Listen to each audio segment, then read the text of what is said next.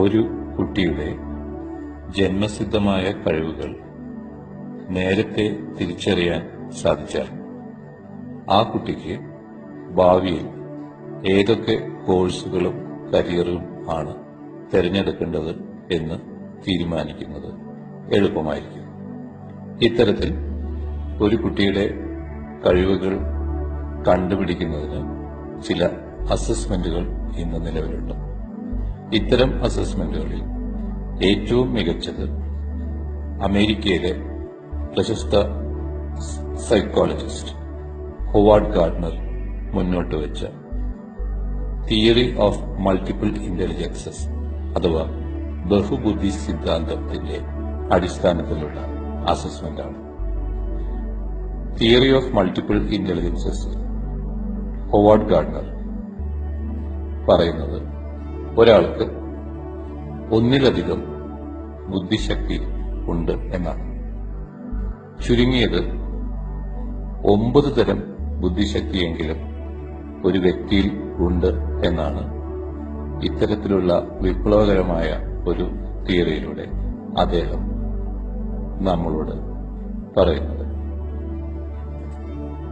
അതിൽ linguistic intelligence ഉള്ള ഒരു വ്യക്തിക്ക് പുതിയ ഭാഷകൾ പെട്ടെന്ന് പഠിക്കാൻ കഴിയും. ഇവർ നന്നായി എഴുതുകയും വായിക്കുകയും ചെയ്യുന്നവരായിരിക്കും. മറ്റൊന്ന് ലോജിക്കൽ ഇന്റലിജൻസ്. ലോജിക്കൽ ഇന്റലിജൻസ് ഉള്ള വ്യക്തികൾക്ക് കണക്ക് പഠനം വളരെ രസകരമായിരിക്കും. ഇവർക്ക് കണക്ക് ഒരിക്കലും ബുദ്ധിമുട്ടുള്ള വിഷയമായിരിക്കുകയില്ല. അതുപോലെ മ്യൂസിക്കൽ ഇന്റലിജൻസ് ഉള്ള ഒരു കുട്ടിയാണെങ്കിൽ ആ കുട്ടിക്ക് പാട്ട് പാടുന്നതും പാട്ട് കേൾക്കുന്നതും സംസാരിക്കുന്നതും എല്ലാം വളരെ ഇഷ്ടമുള്ള കാര്യമായിരിക്കും. മറ്റൊരു ബുദ്ധിശക്തിയാണ് visual spatial intelligence. Visual spatial intelligence ഉള്ള ഒരു വ്യക്തിക്ക് ചിത്രങ്ങൾ വരയ്ക്കുന്നതിനും ഫോട്ടോ എടുക്കുന്നതിനും നല്ല താല്പര്യമുണ്ടായിരിക്കും. ഇവർക്ക് ഒരു സ്ഥലത്തേക്ക് കൃത്യമായി വഴിതെറ്റാതെ പോകുന്നതിനുള്ള നാവിഗേഷൻ ചെയ്യുന്നതിനുള്ള കഴിവ് നന്നായി ഉണ്ടായിരിക്കും. മറ്റൊരു ബുദ്ധിശക്തിയാണ് കിനസ്തെറ്റിക് ഇന്റലിജൻസ്. കിനസ്തെറ്റിക് ഇന്റലിജൻസ് ഉള്ള വ്യക്തികൾക്ക് അധിക സമയം വെറുതെ ഇരിക്കാൻ ബുദ്ധിമുട്ടായിരിക്കും. ഇവർ എപ്പോഴും എന്തെങ്കിലും കാര്യങ്ങൾ ചെയ്തുകൊണ്ടിരിക്കും. ഇനി മറ്റൊരു ബുദ്ധിശക്തിയാണ് ഇന്റർപേഴ്സണൽ ഇന്റലിജൻസ്. ഇന്റർപേഴ്സണൽ ഇന്റലിജൻസ് ഉള്ള വ്യക്തികൾക്ക് മറ്റുള്ളവരുമായി നന്നായി ഇടപഴകാൻ കഴിയും. എന്നാൽ ഇതിന് നേരെ വിപരീതമാണ് ഇൻട്രാപേഴ്സണൽ ഇന്റലിജൻസ് ഉള്ള വ്യക്തികളുടെ കാര്യം. ഇൻട്രാപേഴ്സണൽ ഇന്റലിജൻസ് ഉള്ള വ്യക്തിക്ക് മറ്റുള്ളവരുമായി അധികം സൗഹൃദം പുലർത്തുന്നത് ഇഷ്ടമായിരിക്കില്ല. ഇവർക്ക് ഒറ്റയ്ക്ക് ഇരിക്കുന്നതിനും ഒറ്റയ്ക്ക് കാര്യങ്ങൾ ചെയ്യുന്നതിനും ഒറ്റയ്ക്ക് തീരുമാനങ്ങൾ എടുക്കുന്നതുമാണ് താല്പര്യം. ഒരു കാലഘട്ടത്തിൽ ഇത്തരം വ്യക്തികളെ ഇന്റലിജൻസ് ഉള്ളവരായിട്ടല്ല, മറിച്ച് ഇവർക്ക് എന്തോ തകരാറുള്ളവരായിട്ടാണ് നമ്മൾ കരുതിയിരുന്നത്. എന്നാൽ ഹൊവാർഡ് ഗാർഡ്നർ പറയുന്നു ഇത് ഒരു ഇന്റലിജൻസ് ആണ്.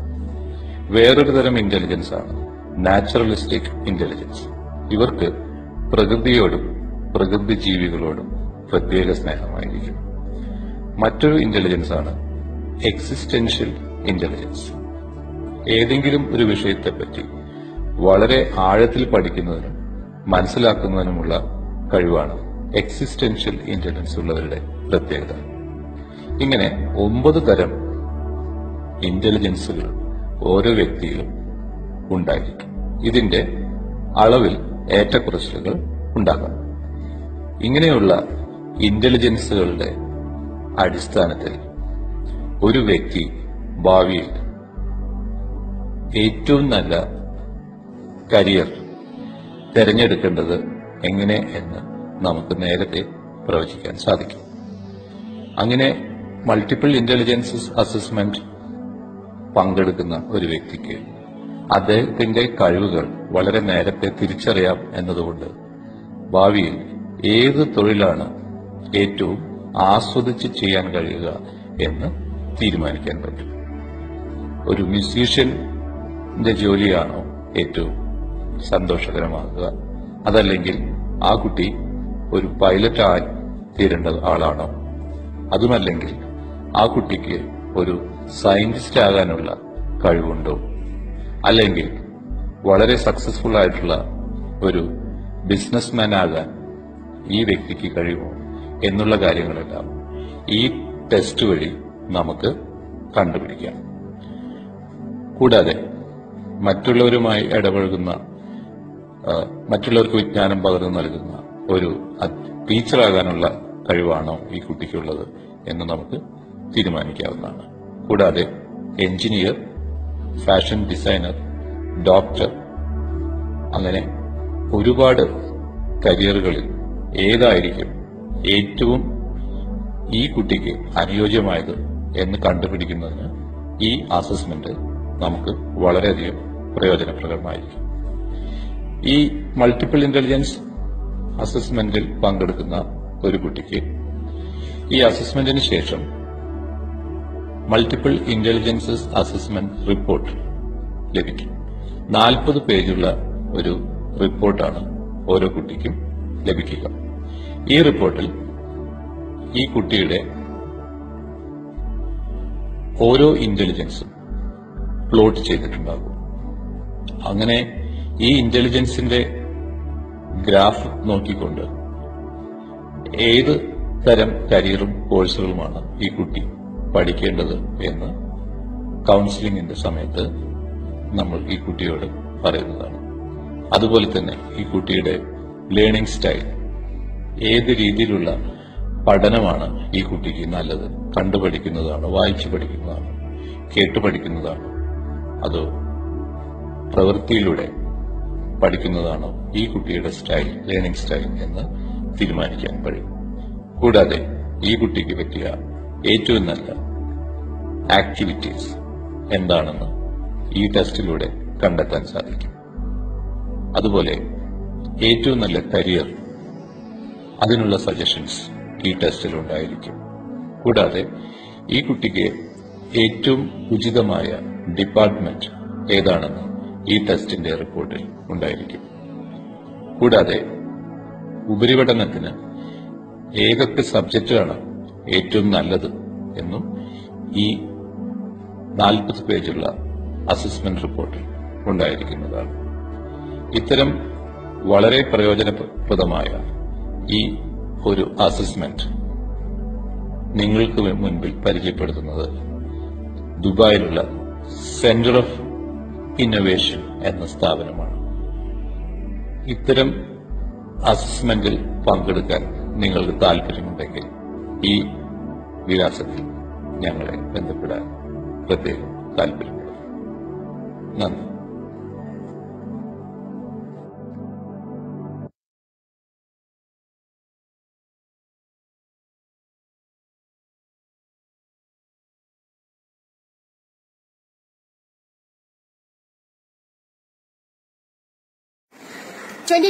Add 51, less 23, add 41, less 21, all into 7, all divided by 5.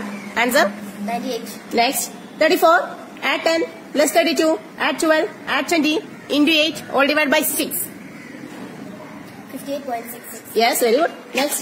121, add 511, less 621, add 122, into 3, all divided by 7. 57. Yes, next. 52, less 50, add 31, less 13, add 14, into 3. 102. Yes, 13, add 21, less 31, add 25, less 10, into 6. 108. Yes, 26, add 51, less 62, add 22, less 23, into 9. 99. Yes, 72, less 21, add 32, less 61, add 25, less 7, into 8. 320. Yes. 8,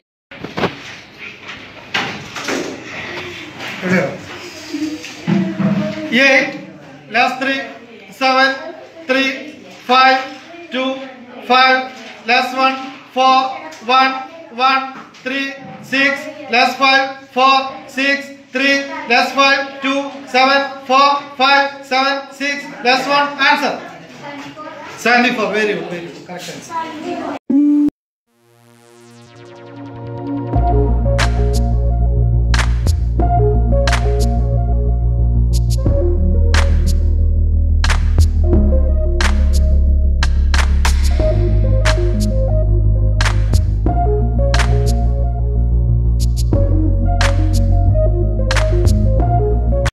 Dilsha from Malappuram branch.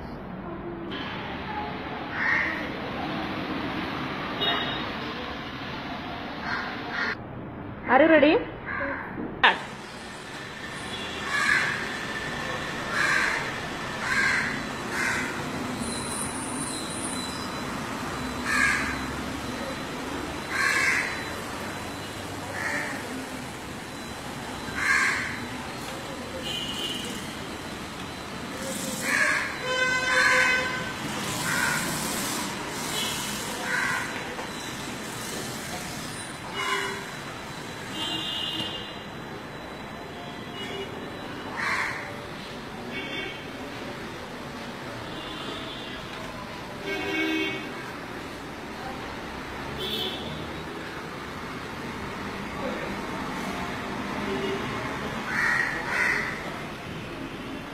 Finish.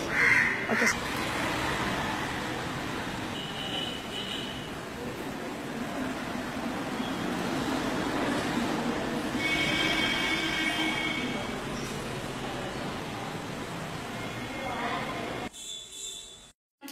Two rain, 3 needy, 4 chain, 5 bench, 6 love, 7 spool, 8 ring, 9 love, 10 ball, 11 paper, 12 chalk, 13 abacus, 14 scooter, 15 speaker, 16 exam, 17 mic, 18 mops, 19 frog, 20 shoes, 21 phone, 22 pen, 23 cord, 24 leaf, 25 switch, 26 stick, 27 watch, 28 shawl, 29 hair, 13 crop. Very good.